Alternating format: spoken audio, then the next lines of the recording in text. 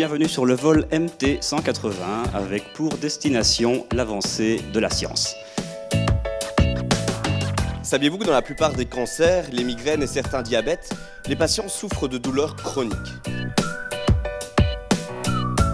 Vous connaissez tous, j'en suis sûr, ces grands champs jaunes que l'on voit à perte de vue à la fin du printemps. Ce sont des champs de colza. Chaque profession a une tendance spontanée à rendre sa pratique obscure. Et c'est le contraire en fait de ce que nous devons faire dans la vie quotidienne. Il faut pouvoir communiquer, expliquer, et on invente tout en mieux qu'on est compréhensible. Il était une fois Madame Bénévole et Madame Salariée.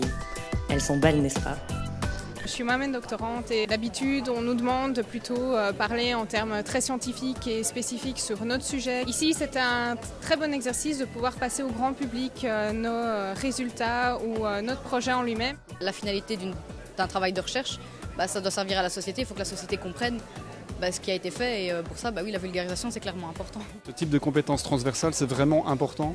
C'est quelque chose de très important et c'est quelque chose qu'on essaie de développer beaucoup au niveau de l'UCL dans le cadre de tout l'encadrement du doctorat. Le titre vulgarisé, bref, j'étudie le comportement des mouches, merci. Le premier critère c'est la capacité en tant qu'orateur, le fait de pouvoir transmettre l'information. Le deuxième critère c'est la vulgarisation, le fait d'avoir pu rendre accessible, compréhensible des choses qui sont parfois un petit peu compliquées à un plus large public. Et enfin, je dirais le côté clair dans le raisonnement, dans la manière dont les personnes parviennent à enchaîner les idées les unes après les autres. Alors comment interpréter ces images?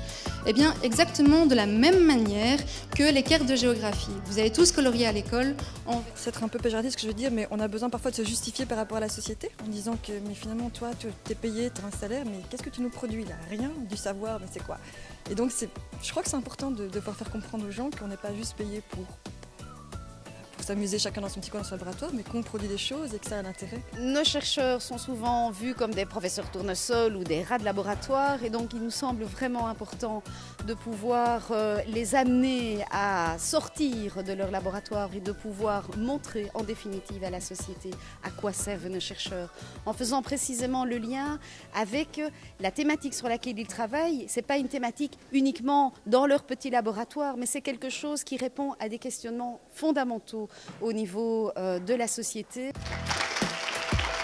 Je crois qu'il y a vraiment, oui, toute cette partie de recherche en tant que telle, et puis toute une partie plus didactique, je dirais, de transmettre l'information, qui pour moi sont toutes les deux à part égale et aussi importantes dans le travail d'un chercheur.